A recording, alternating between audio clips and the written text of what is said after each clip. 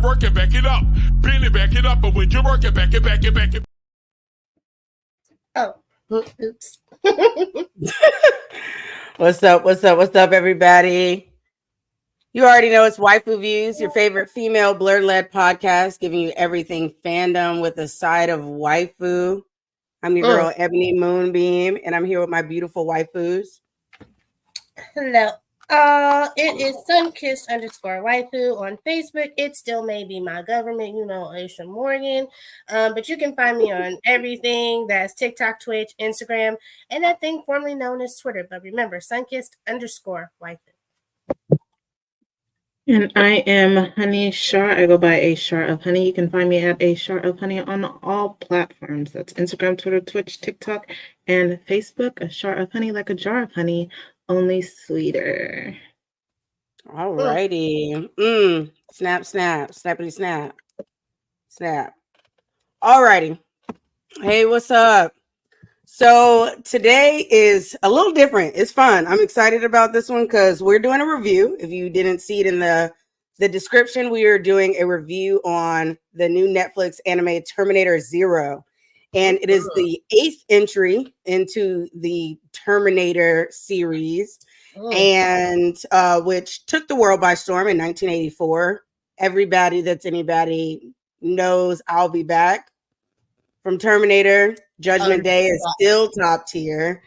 And so we're going to go over what the movie's about. You already know we try our best not to do spoiler reviews if we can. So we're going to try our best to do that. We'll see how it goes. I may get to a point where I'll just be like, spoiler ahead, so mute us or something. But yeah. So, sorry. I don't know what I just did. I was like, what did I just do? Okay, so basically, this anime follows the somewhat typical storyline of Terminator, but the main difference is that there is an AI that was created to actually rival Skynet. Now, this is a huge deal because we've never really seen this happen in the Terminator series. And it is definitely different. I'll say that. We start off the very first episode with a character. You know what? I'm just doing everything backwards. Hold on a second, y'all. Okay. First off, this is what we are reviewing. Sorry, it's been a long day, y'all. It's been a real long day. Okay, so Terminator Zero, it dropped August 29th. It is on Netflix. The runtime is, there's 8 episodes and they're about 28 minutes long. So quick little watch. If you are a huge fan of Terminator, I would say that you should at least check it out to see if it's something that you like. But the very first episode starts with a character named Eiko, which is the main one of the main protagonists in this series. And she is fighting who I would call Terminator number 1, trying to get some data for the Resistance. And this show basically goes back and forth from 1997 and 2022. Now, there will be other timelines other time periods mentioned later on in the anime, but for right now, we're going to specifically talk about those two. So when you see this, what happens is they retrieve this data and they take it back to the Resistance. And basically the data ends up telling us what Skynet is planning. And Skynet, per usual, is planning to send someone back in time to handle business. Now, this anime is actually based in Japan, not in the United States. Nope. So we are following a main character. His name is Malcolm Lee. And he's giving Blasian. I don't know if he is or not, but that's what I'm going with because his kids are hella tan. Just saying. And so it follows Malcolm Lee, which is a researcher, a scientist that is creating the AI system known as Kokoro. And Kokoro is 3 different entities, which you can see in this photo. It's a mixture of what is considered the mind, spirit, and heart. So once we find out that he is building Kokoro. I don't know why I keep wanting to say Kuroko. Maybe because I'm a sports anime Negro. Maybe that's why. Maybe. But basically, we learned that Malcolm Lee has dreams, and I put that in quotations for a reason, dreams of what happens on Judgment Day and moving forward. So that is why he creates Kokoro. Jesus, Mary and Joseph. It's going to be the death of me this evening. And just point at me. Right. Kokoro. And we start to learn more and more that he has kids. These are his kids. This is Reika, Hiro, and Kenta. I was about to say Keiko. And they have a nanny, which I did not grab the photo for because I forgot. So when one of y'all are talking, I'm going to pull it up. And yeah, so that's basically the synopsis of episode 1. How did we feel about episode 1? I'm not gonna lie to y'all. Don't lie to us. It took me a second to get into it. I'm not gonna lie. I know Terminator is nostalgic for a lot of us, especially like millennials and older. But it's still not necessarily my cup of tea. So I was like, okay, you know what? I'm gonna go in. I'm gonna be able to watch it. We're gonna knock this out. Cool. It didn't quite go that way. It took me roughly 12 hours just to watch episode 1. Wow. Like, okay. It was a little bit. It wasn't necessarily slow, but as far as like grabbing my attention, it took a little longer. I get that. What about you, Shar? I could say that it did have a lot of down moments, but it definitely had the vibe of all the actual Terminator movies, so it still gave that. And like he said, like one of the comments said, it is, if you're a fan of like Ghost in the Shell or even what's that one anime? Was it ID Invaded? ID Invaded? Yes. Yeah, I guess. Where it was like the detective guy where they go in the well. What did you say again? Report, but yeah. It reminded me of like Minority Report. Oh, Minority Report. The anime that was like that. Anyways. Oh, the anime that was like it was ID Invaded, yeah. It was ID Invaded, yeah. Okay. So it does definitely give that feel if you like that kind of stuff, but there was a lot of slow moments, and I did fall asleep on the first episode and I did have to restart it. But yeah. So it wasn't just me. No. Okay. So for me, the first episode, it wasn't like super slow to me, and I liked the feel. I actually really enjoyed the animation on it. I thought that it was crisp and clean. For me, there wasn't anything that stood out and was like, oh, wow, because it very much felt like all the other beginnings of a Terminator movie. So it just didn't stand out to me enough per se. But it is what it is. I was still anxious to see what route they were going to go, because as someone that is a huge Terminator fan, I have been wanting to get more into the lore of the Terminator franchise as a whole. And so I was hoping to see if that's what they were going to give me. As we continue on, I'll tell you if it gave me that or not. Right. So we're just focusing on episode 1 right now. Just one. And so this is the nanny I was talking about. Her name is Misaki. She's going to play a major role in this show. Just FYI. So I'm going to breeze through kind of the premise of the rest of the episodes, and we're going to stop and kind of chat about some of the major points. so we don't give away too much, because with 8 episodes, it is easy to kind of give away a lot. So episode 2 is where Eiko, which was the first person that I showed you in the Terminator, they arrive in 1997 with the same mission to find Malcolm Lee, and his 3 children sneak out of the apartment. Now, let me tell you something.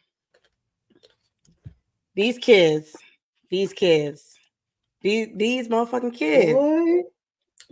kids reminded me that, like, if I'm so grateful that I don't have children, because if the zombie apocalypse happens tomorrow, y'all gonna be the reason I die. Like, I just do not want to deal with y'all and y'all shit. The kids are like, why? Like, this is why you need to discipline your kids and prepare them, because if not, they will be the death of us all. I said F them kids so many times watching this anime, it's ridiculous. And I got kids. That pissed me off, because I'm like, see, you don't discipline your kids, and that's what happens. Right. Like, come on. And what do you think about the audio sound design of the series? I was actually impressed with it, because they give a certain nod to the original Terminator theme. So I liked those aspects of it, but I liked how they still kind of made it a little bit up to date. So it kind of reminded me of some of the music that you would get in, what was that show called? Ninja Kamui. It reminded me of some of the music that you get in that, and a little cyberpunk feeling. Yeah, it's like light cyberpunk. It's right, right. Cool, cyberpunk with a little sweet and low in it. Yeah, not sweet and low. No. So you want to know what else I felt about these kids? So, guys, if you have not searched our YouTube channel, you should, because we do a lot of reviews.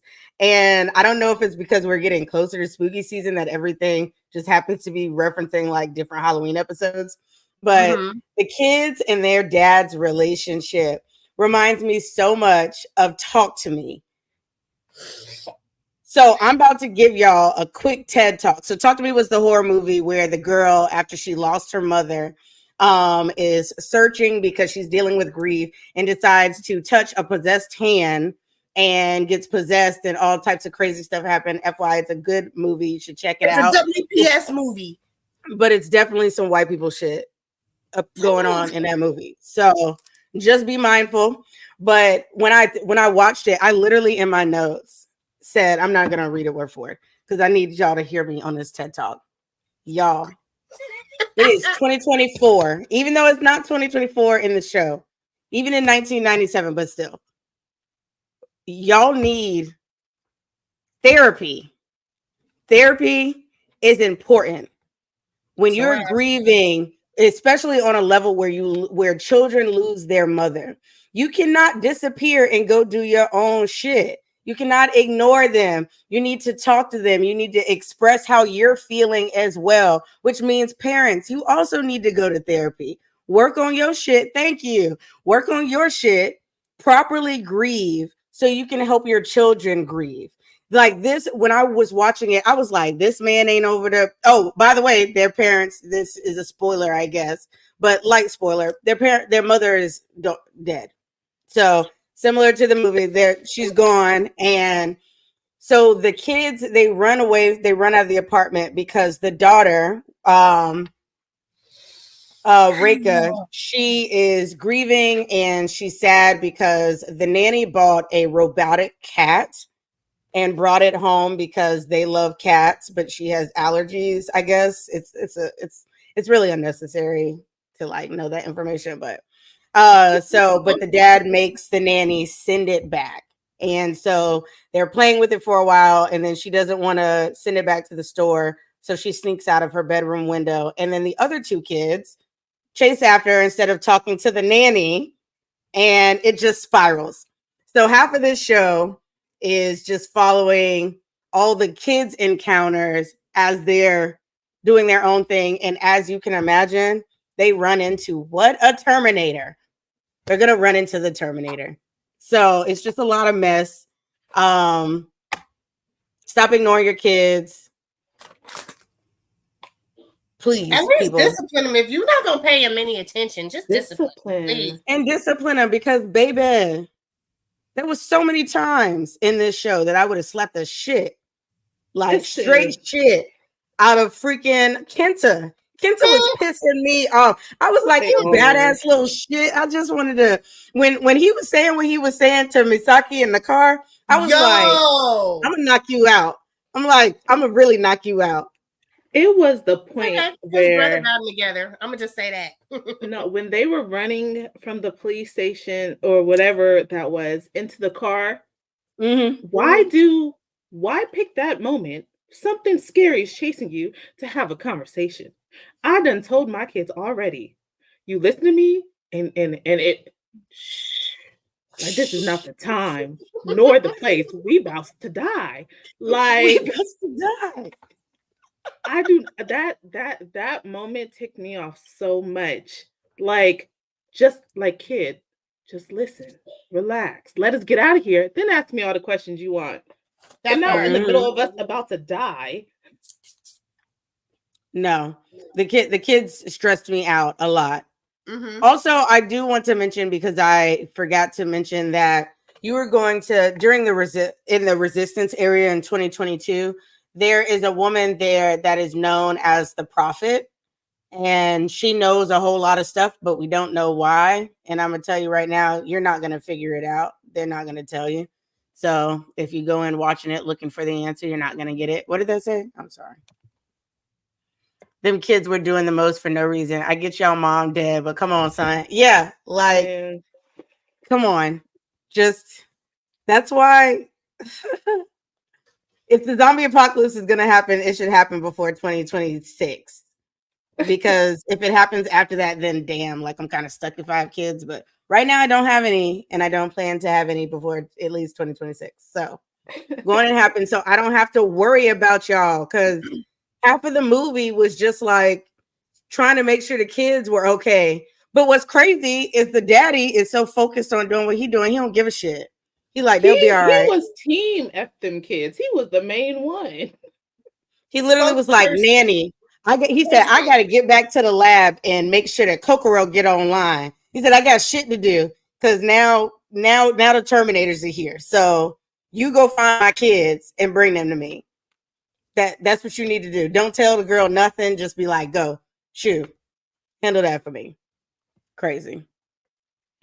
Just my opinion. What I didn't like, however, was that there was a lack of humor throughout the majority of the episodes from any of the characters at all. The whole thing was so bland that I felt like dropping it all together, but I pressed on hoping that that I'll like it eventually. Okay. That's an interesting statement, because I am not bothered by what you said. I don't think that it necessarily needed to have humor. I felt like throughout the whole show,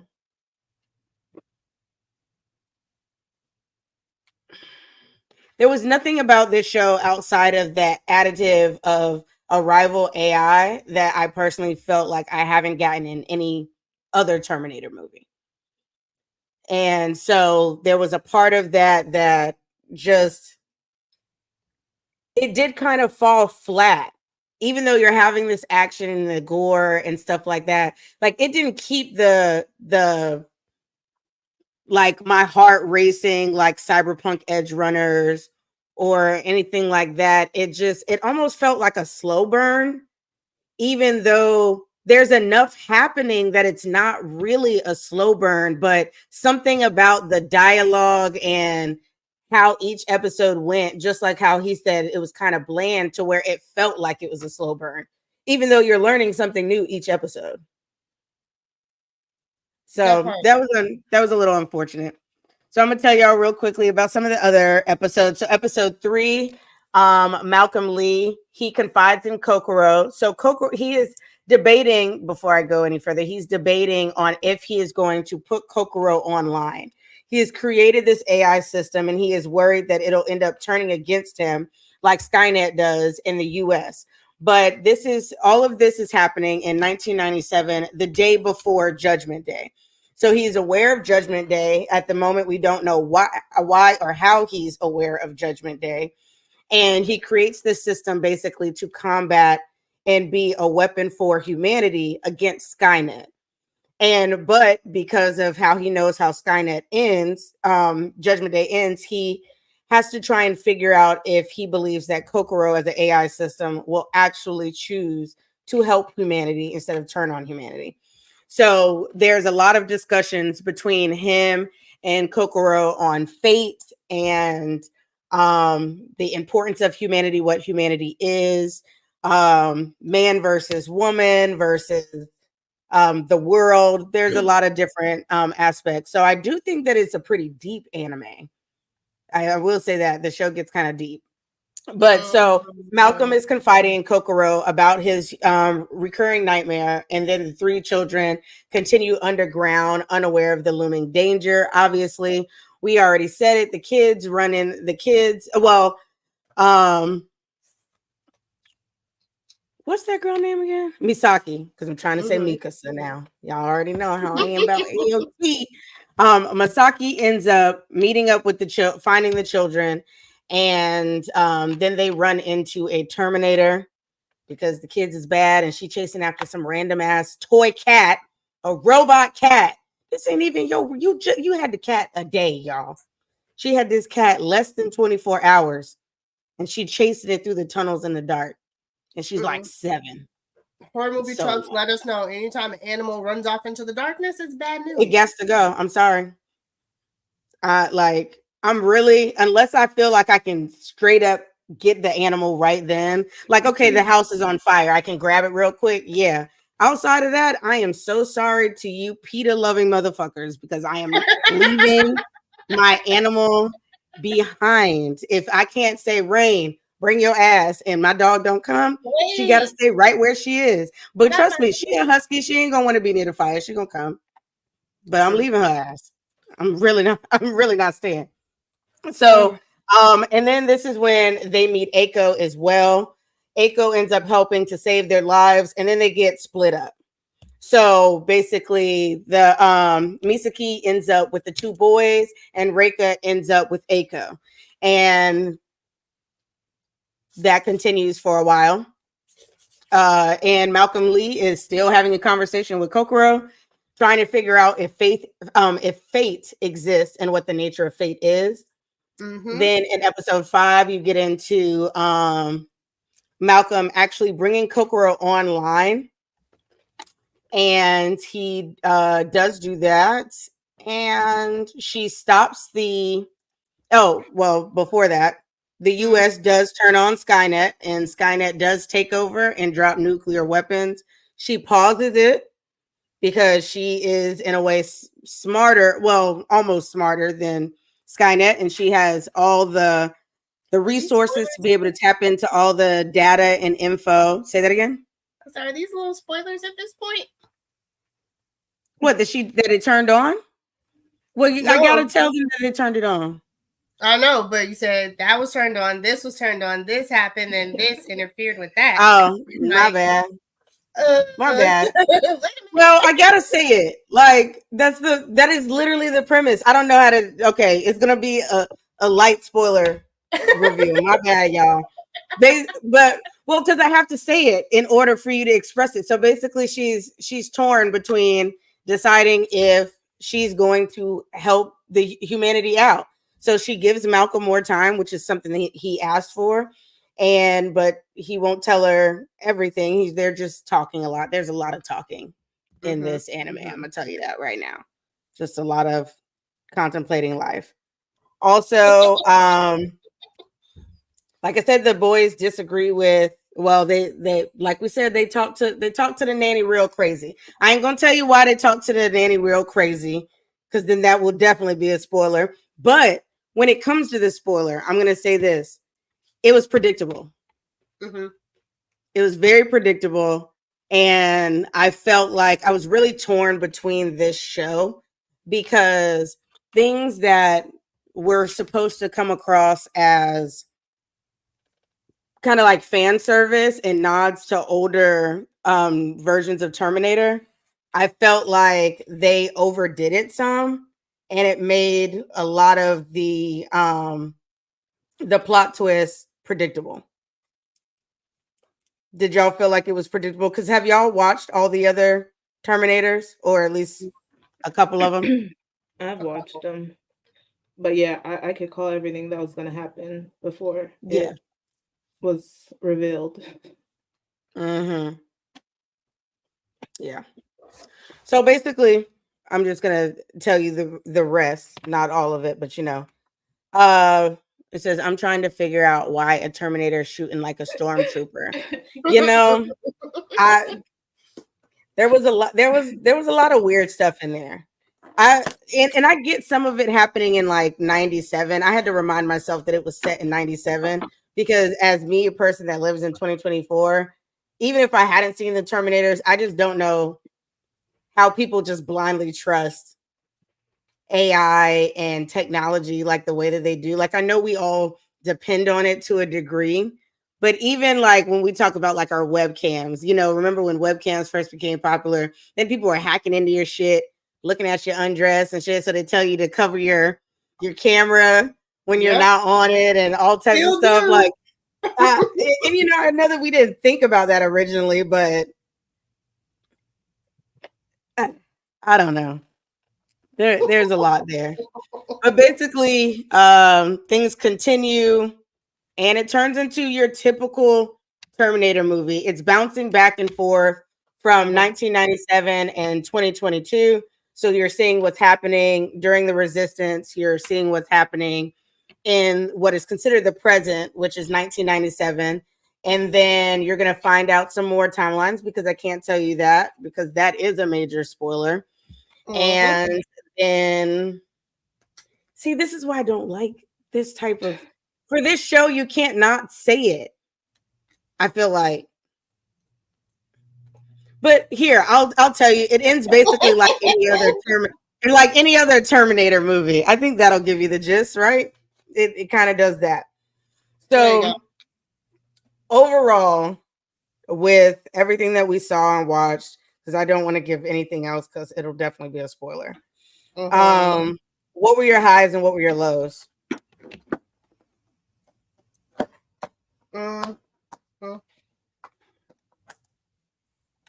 Char, you want to take that one? Of the entire anime? I think the premise, was smart. It was a good premise. I just don't feel it was fully executed well. So that would be my low.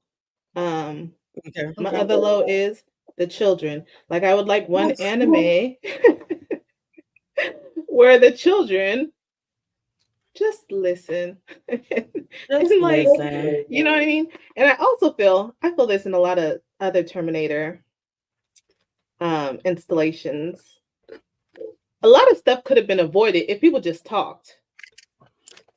Honey, communication. A lot of mess if you guys just, hey, we're coming for him because this, we're coming for her because that, and done. You could have saved a lot of time. I feel you on that. Definitely. That's it. Just communicate. Dang. So those are. That's a lot. I enjoyed quite well this anime as a pure fan of the Terminator franchise. I can only appreciate when the approach to the universe is serious, deep, and meaningful. Despite the good product, I couldn't really like the Eno thing part, and I felt that the conversations with Kokoro were interesting but extremely long. Most of the plot goes in that direction by putting on side the Terminator and Skynet. In honest opinion, it would have been nicer to give more balance to this element because I'm like, but there's more to it. It says the element, I guess he was still typing. That is super long. I said, whoa. So, what were your highs and lows? Sure. I mean, H, my bad. Okay. So visually, I was okay with it, especially for it being a Terminator-based anime. Story, kids made me mad like everybody else. I want to say something, but I'm trying not to spoil it. Right. These are always the harder ones because there's some shows that you can really kind of say just about anything and you're still not spoiling anything. In this one, I feel like if we give any more information, you're spoiling something. So since y'all have watched it, the conversation between was it Eiko, and the older person, and the breakdown of everything. The prophet. I loved that. That conversation right there was a highlight for me. I was like, oh, I loved it too. That was that was a major highlight for me because we talk about this a lot as especially people that are big comic book people when it comes to stuff like multiverses, but also anime when it comes to time travel. And I think a lot of us have mentioned it where Erase did time travel well, where Tokyo Revengers version of time travel is wonky and confusing. And so I think that's a major thing because in this timeline, they explain it so well. Like I read something and it broke it down like amazing on how the timeline works that you're never where'd it go? I thought I had it up. That basically the way time travel works is it's not a direct link to the past. Like you're going in the past, but you're going on to a different timeline. So whatever happens there, you're not changing whatever the future is that you came from. It's like drifting off, which we see a lot in how they break down kind of the multiverse in the Doctor Strange movies and stuff. It's like that. So that is how time is. So you're always peeling off and doing something different. So though Eiko left 2022 and has gone back, she's changing a version of the past. So which I thought was really good because it made it easier to understand. And I also really liked it because it played well with not referencing John and Sarah Connor. And the reason I'm glad that they did that is because it kind of made this show almost like a standalone from the other Terminator movies because all of them, even if you don't see John Connor's always referenced. And so they decided to stick with what they know works, where we time travel to the past to try and end Judgment Day or whatever the case, but didn't stick to the old formula where it's John and Sarah and we're just seeing like another animated version of what we've already seen in the past. So I agree with you. I thought that conversation was done really well. Any other highs or lows for you? That was about it for me. I forget. I wrote all of those down. Once I can actually start watching it and pay attention. Yeah. Right. You still thinking? Are you done? Oh, I couldn't tell. So I wrote something down that I really liked about the conversation, because just like Daquan said in the comments, the conversation between Malcolm and Kokoro are really interesting. And I think that it's deeper than some of what the average person would pick up on how deep it is and some of the issues that come with AI, but also why the premise of Skynet was always so interesting. And similarly to the Matrix, which I'm going to bring up again later, where where technology is a slave to us when we create it, but then we eventually become a slave to it. And Kokoro says something where she says, man is a warmonger above all else. That every human invention that ever had the potential for the betterment of the world was perverted into a weapon. Mm-hmm. And I thought that was super deep because I was like, you are not wrong. Even if you break it down as something as simple as social media, which was supposed to be a way to network and for jobs and work and school and stuff, has also turned into a cesspool of bullshit and debauchery and uselessness. Like, if we're just being real. Now, do we take advantage of that in certain aspects? Of course, we got a podcast. Like, we all use social media, but it's also very dangerous in the wrong hands. So I thought that was really good. And they said that even to use that,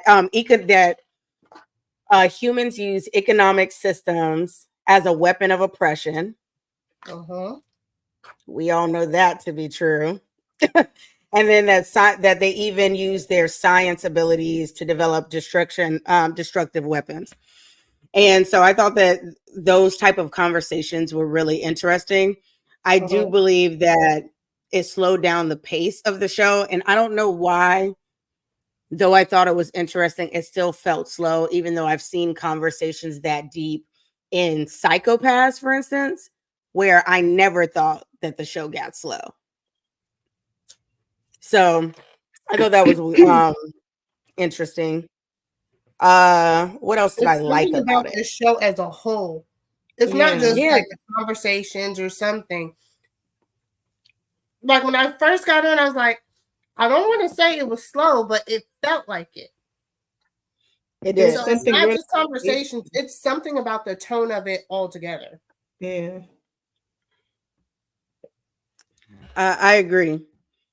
For me, it kind of reminds me of how we all seem to feel when we were watching whatchamacallit, In Another World. What was that thing called again? Uncle from Another World. Didn't it feel like that? It's like there's so much happening, but it still felt like a slow anime. Yeah. That's kind of what it reminded me. I liked and disliked some of the nods to the older movies. You see something like, you get to see a Terminator cop. So that's cool. They have the hardware scene where he breaks into the hardware store. You're going to get something like that. And there's a couple of other things that I just don't want to spoil for you, but you're going to see it and you're going to be like, this happened in Judgment Day. This happened in the first Terminator. This happened in Terminator Salvation. The thing that I was kind of like torn because, like I said, it felt like we had seen it already. And so I wanted more lore. I wanted them to, but I just wanted more lore. Like, I feel like there's so much that they can do with Terminator because it's sci-fi, and sci-fi is really just your imagination. Because technology, especially in the future, we don't know what we're going to have and stuff. That's one of the reasons why the Jetsons was such a cool show, because we thought that we were going to be flying around in cars in 2016 or whatever year Jetsons was in. It'd be nice if they take this to the point where they finally beat Skynet. I think that the only problem with that is if they finally beat Skynet, then Terminator in and of itself is kind of done. And we already know that these franchises like to milk the hell out of some things to keep the franchise going. And so that's why I said I wish that they would have gotten more into some lore so you can continue the show without necessarily completely getting rid of Skynet. But that's just me. I did like, honestly, I'm going to say this, and when you watch it, I'm going to just say this, because if I tell you my little disclaimer, then I'm telling you too much. This reminded me, and that's all I'm going to say, of Terminator Salvation. I felt like there were a lot of aspects from Terminator Salvation that we see in here that if they would have made this Terminator Salvation, we would still talk about Terminator Salvation. And unfortunately, though they had like a whole premise that was new and fresh compared to that kind of shifted away from what we're used to in Terminator 1 and Terminator 2. Unfortunately, the writer's strike happened in 2007, 2008, and ruined a lot of great things, Heroes being one of them. I'm still mad at the writer's strike because of that. And it also ruined Terminator Salvation, and they had a massive leak where the ending of Terminator Salvation was leaked, and so then they had to go and change like the last half of the movie. So it had a lot of issues, but there were certain things that were done right in that movie, and I felt like they brought that over into this to make it more up to date. But I think it was a solid addition to the franchise as a whole. And I think that the Terminator is something that would do really well as an anime. Do I think that this is the best thing? I've seen people say that it's up there with like it's the best entry since Judgment Day. I don't know if I would go that far, but I do think it was a solid anime. But this is definitely, it won't be on my rewatch list per se, outside of maybe to rewatch to understand something that I feel like I missed. But I don't think that I missed anything. I just it leaves with, I can say it leaves with a kind of like an open ending. So we may get a season 2 out of this. If they have a season 2, would you watch it? Based off of what you got from season 1? I can't say I could commit to watching the entire season 2. I might do the first episode and see how I feel about it at that point. Because then I might just drop it entirely. What about you, Shar? Right. I mean, I'd watch it. It's not bad. Like I would want to see like how it plays out. But I'd watch it. I'd watch it. You said I'm going to keep watching it. I would watch it as well. I would watch it because I feel like there's definitely more based off of how they ended it. So I think that they could go into something more. And I think that if they go into something more, then we'll get kind of what Jaquan had said that he was looking for in the show, which was when he said that it would be nice to take this point to where they finally beat Skynet. I don't know if they would actually beat Skynet, but I do think that with kind of the little plot twist that we get, the reveal at the end of one of the characters and the Terminator and stuff like that, that it could go in that direction. And the last words from Aiko at the end of this show leads to that there's going to be more and that it's not going to be pretty. So it's all right. But when you're dealing with Terminator, it never is. No, not really. It's not. And I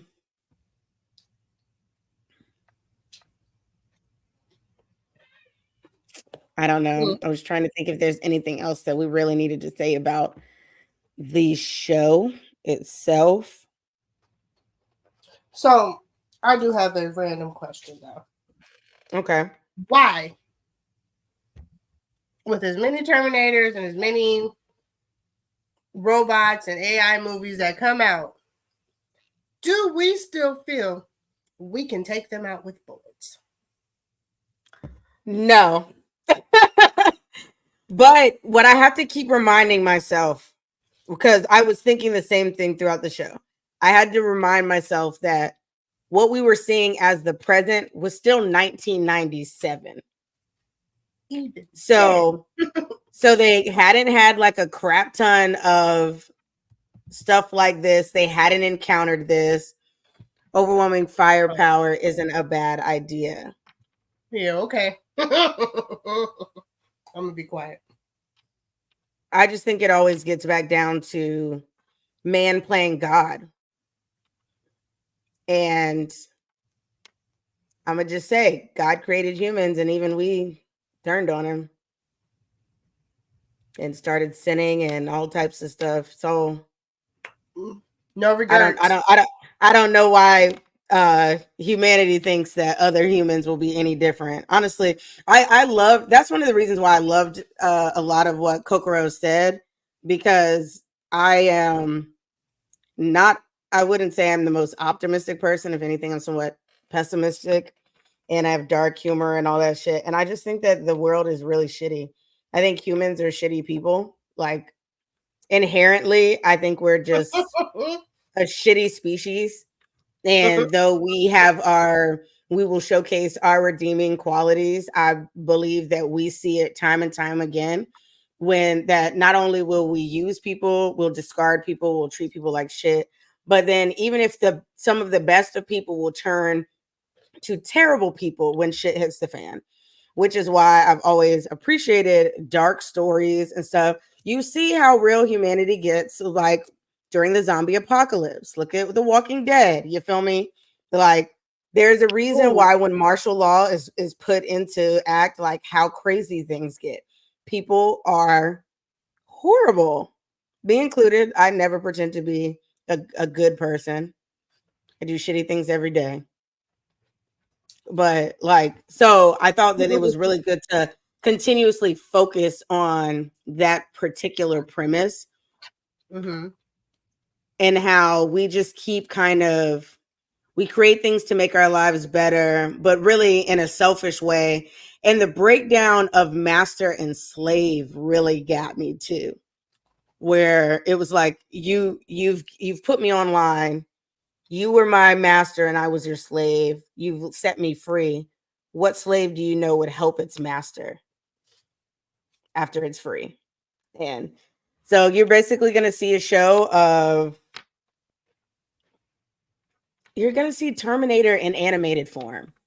That's really what it is. It's just, I thought that I was going to get more, and I just feel like I watched a Terminator, an animated version of Terminator.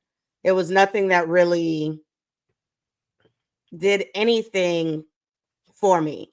Like, you know how y'all seen the Matrix movies, right? Yep.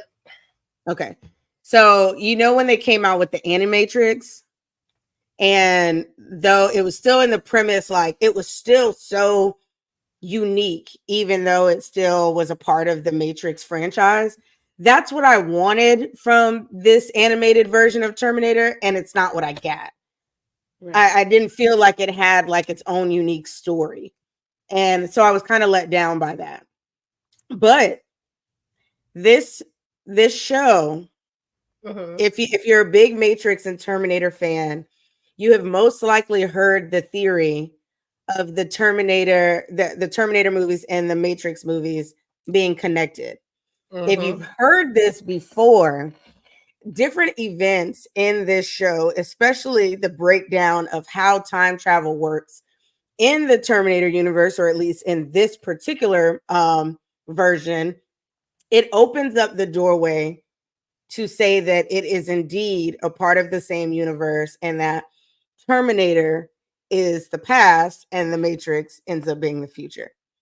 So if you are big on fan theories and that little theory, I can say that kind of opens up the door of making it even more believable than it already was, because there were some plot holes in different movies that made it hard to connect. And I do think that this anime made it easier to connect, if not connect it completely.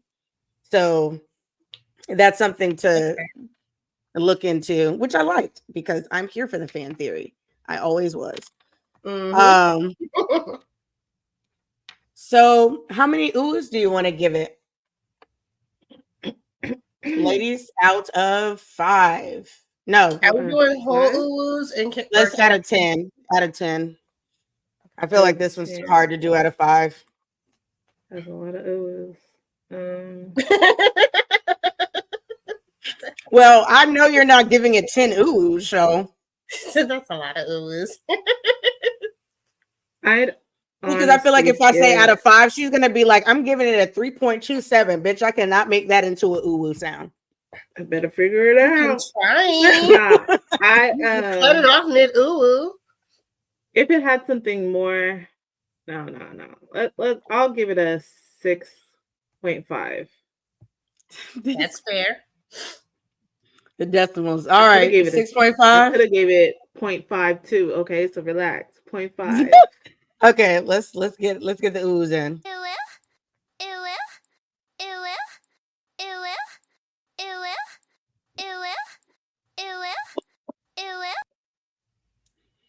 There you go.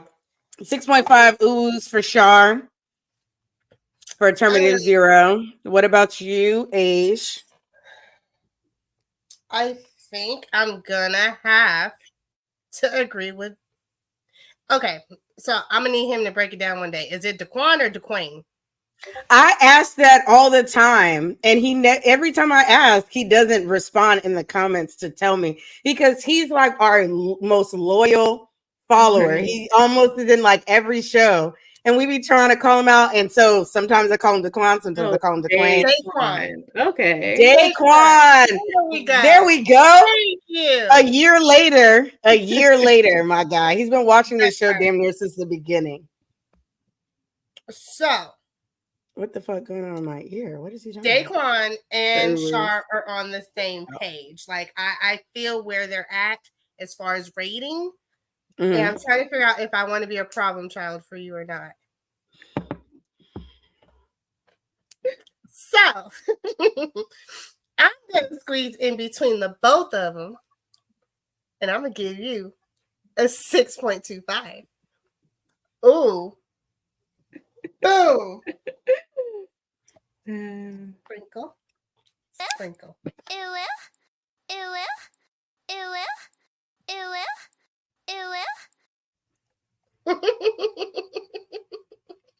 Your face is light. Y'all, come get her. Just come get her because I'm tired of her. Y'all, anybody want to be a waifu? No, I'm just kidding. You look beautiful today. Y'all look beautiful today. Thank you. You already know the waifus don't come to play even when we're like in pajamas. Nope. Anyways, right, in pajamas. I'm gonna give it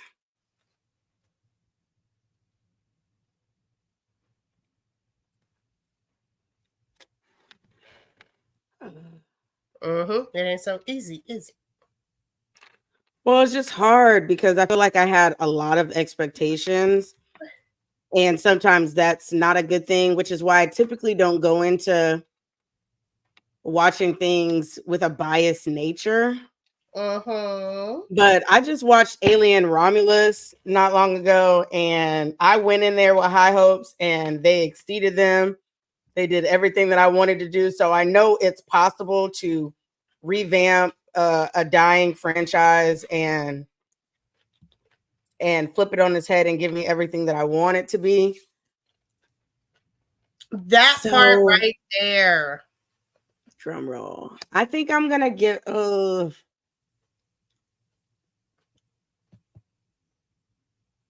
Shout out to Pinky every time. Get your man. I hate you. Get your man. That's your man's. Ebony's shirt is literally matching my pajamas right now. Oh, isn't that adorable? Okay. I'm a vote. I think I'm gonna give it.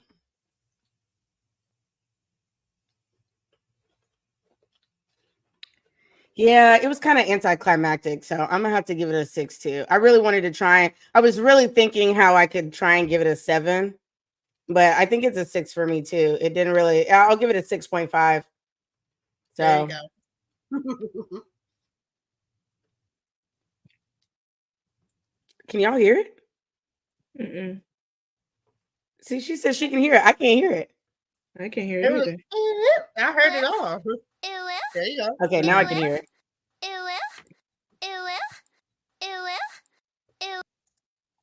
See, I got the 0.5 down on that one. Adorable. Anything. Okay. All right. Okay. So basically, the average for Oh, that's our rating system. We rate things with uwus. Mm-hmm. And so we all gave it about a 6.5 for Terminator Zero. Like we said, it's on Netflix. It has 8 episodes. They're 28 minutes long. Solid animation, solid storyline. Actually, pretty good storyline. It's just the pacing was a little. I wouldn't even say it was pacing. It was just there. It was a little bland. Yeah, it was just there. It was a little bland, but which is weird because it's not at the same time. I don't even know how to explain it. You kind of just have to see it for yourself to understand what we're talking about. It looks like they will have a season 2, so but easy binge work. I had put on here that we were going to do a sci-fi blind ranking. Definitely forgot about that. So we'll drop the blind ranking in a video separately than the show. Mm-hmm. Yo, this is the first time in like 8 months that it's not ever, but in probably at least 8 months that we finished a show under an hour. I'm not mad under at an it. hour. Definitely not mad at it. Because if y'all know, we'll be like, it's gonna be a quick show, and we'll start talking. Look up, it's been 2 hours. 2 hours later. And we did a Halloween show that went 4 hours. So on never cam. again. I'm not even talking about behind the scenes. Just on cam, it was 4 hours. On camera, it was 4 hours. Imagine, I'm not even gonna get into that. It's almost candy corn season, and 1/3 of this crew is wax eating psychopath. That part. That's wild. A wax eating psychopath. And her and her ace boon coon, Lala So Random, gang, totally threw off the Halloween candy tier list. Oh my! A candy tier list that turned into like an hour and a half long thing. I'm just saying. While we were in full makeup and cosplay for Halloween, after everybody had been drinking, we were playing drinking games and stuff. It was just rude. It's just real rude.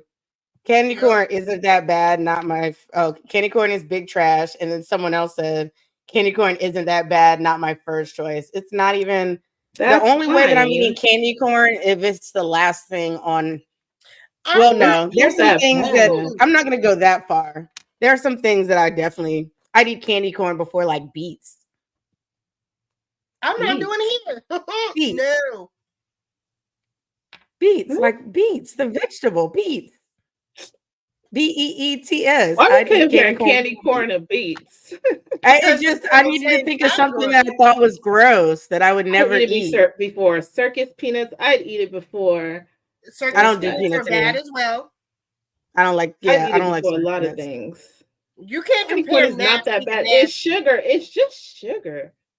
It's just sugar. No. Why are you calling it wax? It's just sugar. It is wax. People that lie. Please don't tell our viewers that lie. It is. It's slightly flavored candle Y'all wax. taste buds just ain't advanced, and that's okay. Okay. Not that she said our taste buds aren't advanced.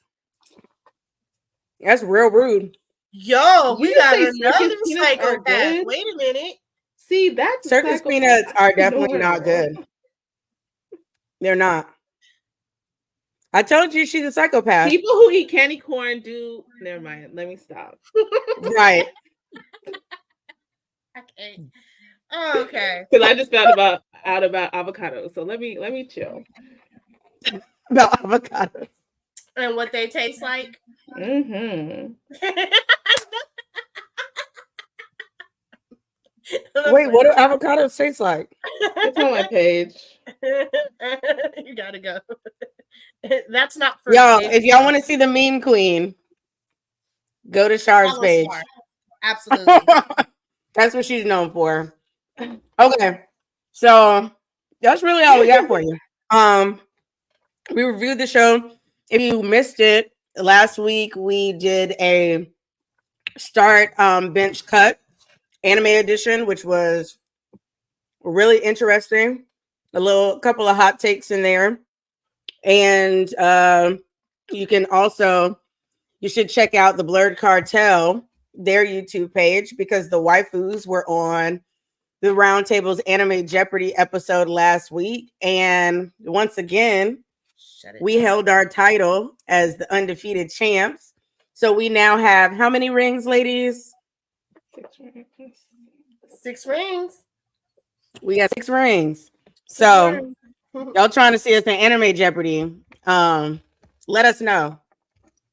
But yeah, next week I don't think we're having a show, y'all, next week, because we are getting ready for spooky season. So I'm gonna just mention that right now. We're getting ready for spooky season. If you've been around since last year, we do a huge thing every year for spooky season. We do a show every single Sunday of spooky season and also a Halloween episode. All of the episodes are themed for spooky season, and we cosplay and do our stuff on the show based off of that theme. We will also have a party once again this year. So, like I said, we ain't gonna do it 4 hours. Y'all be smoking everybody in Jeopardy. You already know. That's what we do. Mm-hmm. If y'all love the Chakra Network, we beat them last week. So, but they're nice. They are nice. But we beat them. Anyways, we will have themes. We will have a Halloween episode. So, if you liked our FMK Monsters and Creatures episode, if you liked our spooky tongue twisters with marshmallows in our mouth, which got messy. Honestly, we should have put that on OnlyFans. That's what we should have did. Waifu OnlyFans page? We should have put that right there. Hey, we would have made money from that episode. We would have. Yep. So we're gonna give y'all some reviews. Look out for spooky questions of the day. We're gonna be dropping those on our page. We also have a Discord. If you did not know, if you want access to the Discord, just message us on Waifu and we'll send you the link. We will have some watch parties for horror movies during spooky season. You're gonna get a lot of content from us. And yeah, so now that I got y'all all excited for Halloween, well, October, everybody tell them who you are, where they can find you, and what you got going on. All right, so since we're closing this out, I'll kick it off. On Facebook, it is Aisha Morgan. If you don't know how to spell it, just think of Aisha, middle name Morgan. Boom, there you go.